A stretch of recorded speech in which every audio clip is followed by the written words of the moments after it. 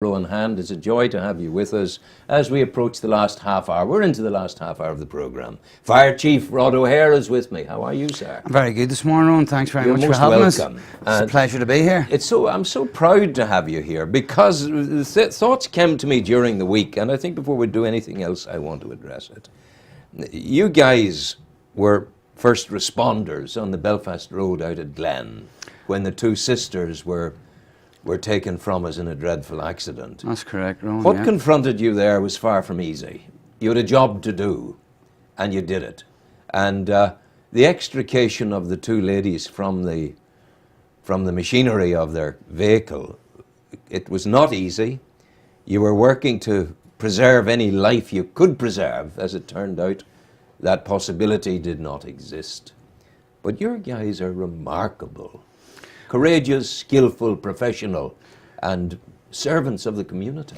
Well, in fairness, Rowan, I accept that the plaudits on behalf of the guys, but I have to say I wasn't in attendance at that incident myself. However, I will fully support your praise of the guys, because as always, when they're faced with situations that are less than wonderful, it brings out the best in them, and they always deliver, you know. Oh, there's no doubt about it. Like, in any situation where you have carnage, and we move away from the accident out the road, and we're talking in generality now, any situation where you have dreadful carnage, your people are there, you're managing blood loss, exsanguination, you're managing that with your colleagues in the ambulance service, you're managing the immobilization of the casualty so that there isn't further harm done with spinal injuries, neck injuries. You're managing the fire risk that's attendant there, and you're also you're managing the pain that the people who are surviving are experiencing. This is the work of gods. Well, I have to say, you know, the guys do their best, and they never let us down or their community down. But you know, we've evolved as a service, so there's quite a lot of work, time and energy now directed towards preventing these things happening in the first place. So we would do a lot of road safety education with the younger people, and with a lot of adults, and we would do a lot of fire safety education. So in the end of the day, whilst we still face what we face invariably when we arrive at incidents, we do our best whilst we're not in attendance at incidents to ensure that they don't arise in the first place. Yeah, of course. And to be fair, this week's a prime example of that. This week is our National Fire Safety Week, and probably for the first time we were running this on an all-Ireland basis in conjunction with our counterparts in the Republic of Ireland. Is that new? It is new to a degree. We always have had links with them because of, strictly speaking, the border region where we are, and sometimes we do meet up at incidents where it's close to the border. But this is the first time probably that we've taken an approach to address fire safety on a holistic basis of the island. And in that respect, we had our Assistant Chief Fire Officer Ashford and two of his group commanders, Group Commander Leonard and a local man. The area commander would be... sorry, I beg your pardon. No, you're okay. Mr. Carroll is from the area here himself, and they attended in Dublin on Monday for the launch. Yeah. Now, when you say, are we looking at adding to that cooperation that exists between you? Is that cooperation bringing about an extension of the knowledge pool? Best practice in the Republic, best practice here, together an even greater best practice? Or are you each at the zenith of best practice? Well, invariably, you know, it's a very poor day, Rowan, that you don't learn something new. And if there's a potential that something that's going to be of benefit to your community can come from another community, well, you'd be very foolish to let that go amiss. So we are trying to work together in order that rather than doubling up on jobs, if we can learn from each other and move forward for the better protection of the community, that's the way to go, you know. What's the aim of Fire Safety Week? Well, to be quite honest, I think it was very well thought out as a strategy before it was implemented. And it has been broken down into several sections. Monday saw the launch in Dublin with our senior officers and the Dublin senior officers, whilst in Newry here on a local basis, I was involved with the age-friendly strategy launch with Newry and Mourne District Council, where they're endeavouring to have the rights and the protection of the older people within our community enshrined. So that's what happened here on Monday. Tuesday then saw, we tried to theme the days, and we looked at vulnerable people on Tuesday, and we tried to target our resources and our manpower towards addressing people that were falling within that remit. Today we're looking at the rented sector, and we're looking at people who are, as you can imagine, with the price of housing here and the housing market in the current situation that it is, there are lots and lots of people living in the rented sector. And in that sector, the landlord will have responsibility for the electrical safety of the home. Well, the landlord will have responsibility for the legislative protection of the premises and the people to whom he rents it. However, we're encouraging people living within the rented sector to be aware of what they should be expecting and what they're entitled to have within those homes, and if it falls short, to come to us and we will give them advice and help them to ensure that we get them up to a good standard. What kind of downside can there be for a person renting? Because the only difference really between a fellow who rents a house and a fellow who buys a house is that one is paying a mortgage that will one day allow him ownership for the house. The other is paying a rent that will never allow him ownership of the house. So in terms of fire safety, what's the issue? I suppose the most simplified way of putting it is, when you own a home, if you're fortunate enough to be in that position, you're responsible for the maintenance yourself. And therefore, as things present themselves that need addressed, you deal with them. However, when you're in the rented sector, and generally some of the people who are in the rented sector, through choice or circumstance, some people may not be in the position to address some of the things that are actually falling under the responsibility of the landlord. So as such, they're not always able to do things within that property without the permission of the landlord. And on frequent occasions, they're not aware of what should be in place. What we would like to do with those people, particularly with the issue we're dealing with today, is to let them know what should be there for their protection, and to give them the confidence. What should be there for their... Well, there should be detection systems for smoke alarms, etc. So it's the landlord's responsibility to... That would be the responsibility. Once you're providing a facility for rent, it must be to that standard, which is agreed between ourselves under the legislation, the 2010 order, and with the housing executive, for example. You know, is there a danger in all of this, Rod, that you, the lumberjack, you, the John Wayne, so to speak, that you're being slid into an administrative nonsense, chores that are occupying you when you really want to get out there, climb the tree, swim across and rescue the people? Well, really, I appreciate the fact that you romanticise it quite like you do. However, invariably, you know, we react to things that happen.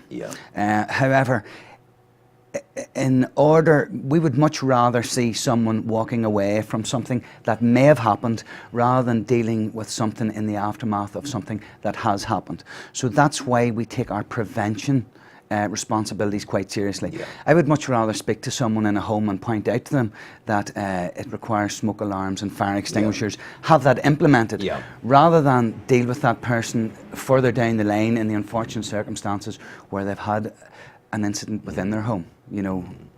Would it be fair to say, you mentioned older people yesterday that you were working with earlier in the week, chip pans, for example, do they still exist? Are they still being sold? If they are still being sold, why are they still being sold? Well, I suppose the issue with the chip pan is, and I know some of the older members of the community will tell you that the food doesn't taste the same if you cook it any other way. And look, the issue with them is like any other issue.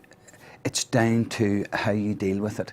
Preferably, had I my way and could I write the legislation in the morning, yes, they would certainly all be banned, and we would all be using sealed thermostatic units that protected the people themselves. I see you as a benevolent dictator. Well, you know, but we do our right. best. I would be with you there. In the end of the day, we can't force people to do things. All we can really do is actively encourage them, and that's what we spend our time doing, Ron. And we'll address things like that on tomorrow's issue when we are going to be talking about specific issues of hazards within the home, which is Yeah. our Thursday theme. Okay, take a hazard within the home. A fire occurs.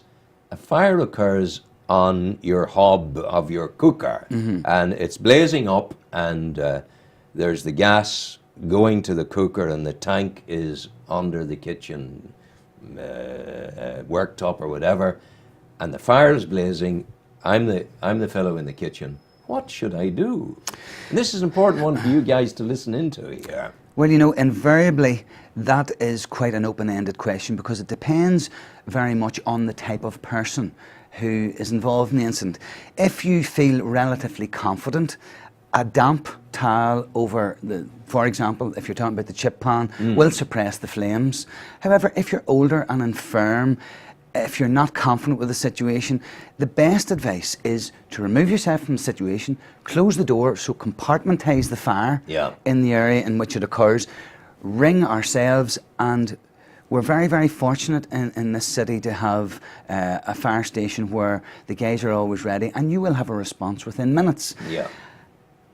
And you will have people coming who are trained to deal with it and will deal with it very effectively. The difference that couple of minutes are going to make are minimal with regard to fire damage. However, what you may do within those number of minutes to try and clear something from the cooker and invariably end up spilling it on yourself, getting burnt, God, yes. doesn't bear thinking about. So some people may be in a position to take swift, decisive action, and we're all for that as long as they're confident, if they're able to do so. However, there's no compulsion or obligation on people to do so.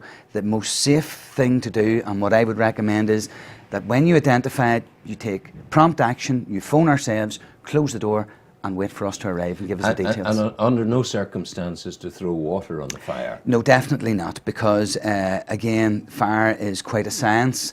In some instances, it's quite important and beneficial to put the wet stuff on the hot stuff, but in other instances, it can really add to the dilemma. And if any of your viewers have seen our demonstration with our chip pan units, water in a chip pan fire is really not a very good plan, particularly when you confine it within a kitchen. The University of Ulster, they have a fire research department. I don't know if you're aware of that. Yes. I did a nationwide program with them 10 years ago, and all of these things were so ably and amply demonstrated, and the kind of way a fire spreads and the speed with which it spreads, it's frightening, absolutely frightening. Oh, it really is, you know, and in conjunction with the agencies like that who are doing wonderful work, we're getting safety into the homes underneath the noses of consumers, whereby things like the way our furniture is now made, it's fire retardant.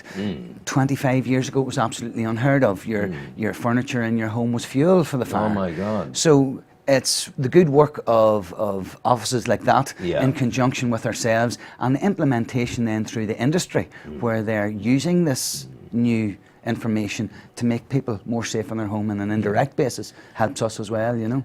For what about a fire blanket in the kitchen, and where should one keep it? There's no point keeping it behind the cooker or tight into the side of the cooker. There's not really, and really, to be quite honest, the requirement for a fire blanket in a domestic setting is very, very limited. There is a requirement legislatively that you would have it in a business setting. And funny, that's something that we'll address on Friday, because on Friday we're talking about business fire safety, their responsibilities to their staff and their responsibilities to comply with the 2010 Fire Services Order.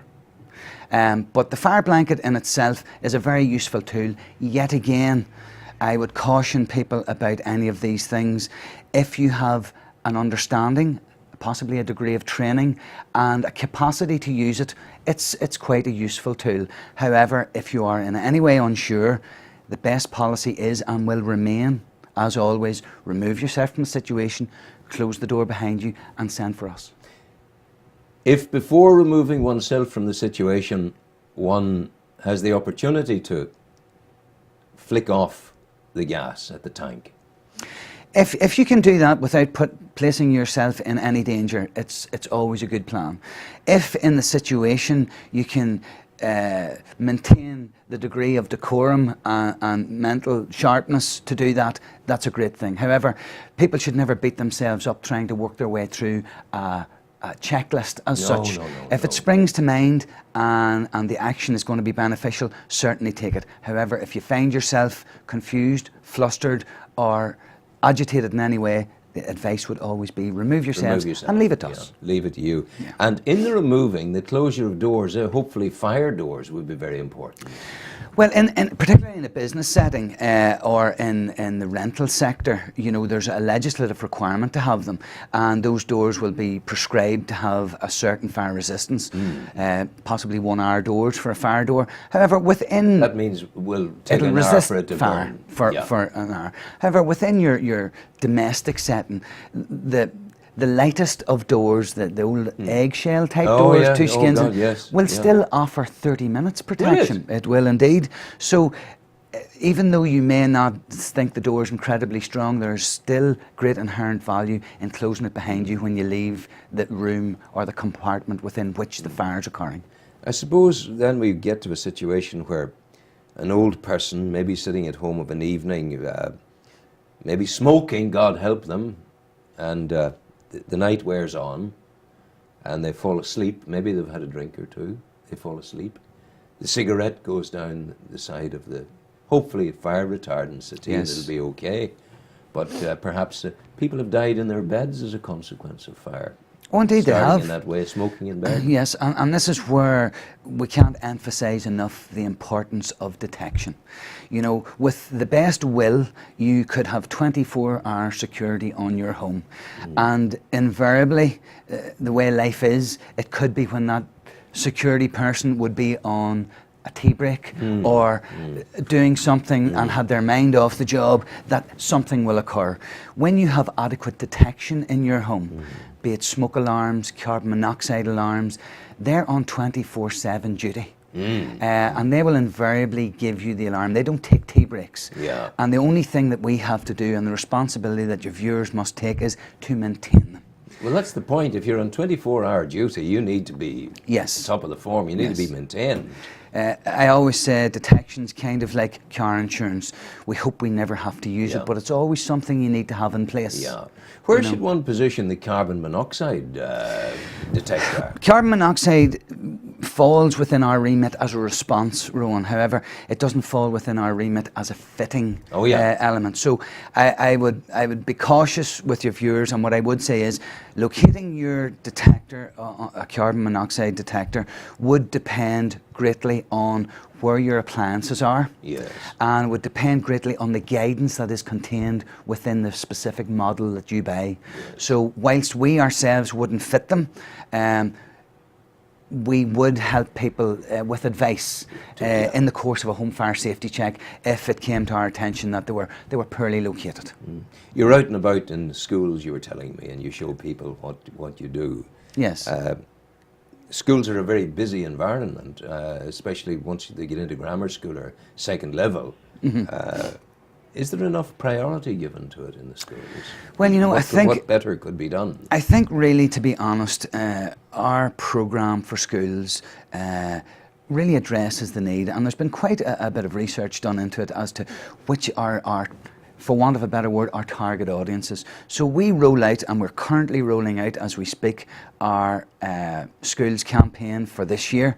I will have over 65 schools addressed within this district between now and Halloween, hopefully. That's pretty wonderful. So every primary 5 child will get education with regard to home fire safety escape Courtesy of plans. yourselves. Courtesy of ourselves at no charge to the schools at all. And the guys that you refer to that deal with all these incidents are also quite accomplished professionals at passing on this message. And we target it specifically at this age group because invariably they bring our message home with some venom. And they come home to mum and dad and they say, what about our escape plan? Yeah. So they culture it. As the kids get older then and into the secondary school, some of the things we've talked about even on today's issue, the rented sector, we have a lot of kids who are leaving our district here and going to university. And for the first time, a lot of them are moving into rented accommodation. So we address them come up to a time when they're leaving their secondary school here on invitation from the schools, and we speak to them about rented properties. We speak to them about what to expect from the houses and the maintenance of them, and taking responsibility for their own fire safety and the fire safety of their housemates while they're away. You know, so we have a fairly well honed process that we address. On the fire safety front, we have worked with Southern Regional College, we have worked with St Paul's, St Coleman's, the Abbey, and in November, in conjunction with Road Safety Week, we are having an event, a Road Safe Roadshow, in conjunction with ourselves, the PSNI and Ambulance, at Newry High School. Wow. Where we will actually show the young people how we go about an extrication. They can stand up close and watch the professionals in action as they cut a car apart and remove casualties from it, to give them some sort of a sense of the gravity of the situation they can find themselves in. Because invariably, well, we're not as young as we used to be, Rowan, but when we were young, we thought we were particularly bulletproof. This tends to bring the message home to the young people that no, in this situation we're very, very vulnerable, and we can be injured very easily, you know. Well, you mentioned extrication. I just want, as we end our conversation, to thank you and your people once again, because you are unsung, unspoken of heroes in our community. And what you do for people is the greatest work of love imaginable. And thank you very much, Ron. Thanks very much for having me on. And I'll give pass your respects on to the guys. I will. Please surely. do. Thank Please you. do. Now. Please do. We're going to play you some music now, and then at the end of the music, I shall return and say farewell.